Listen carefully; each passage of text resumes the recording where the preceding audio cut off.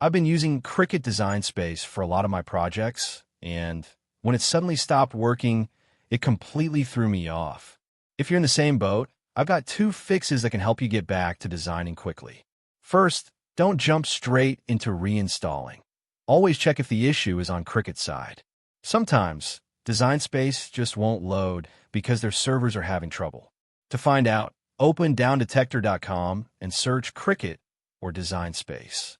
If you see a big spike in reports, that's confirmation the app is down for many users, not just you. In that case, the only fix is to wait it out. Keep an eye on their social media or website for updates. They usually fix server issues fairly quickly. But if the servers look fine and your app is still stuck, it's best to reach out to Cricut support directly. They have a live chat and phone support available through their official website. Just go to cricut.com/help. Explain what's happening, whether it's crashing, freezing, or not opening at all. They may walk you through a fix that's specific to your device or system setup. Sometimes there's a compatibility issue with certain updates or OS versions, and they'll know how to handle it. That's all for this one.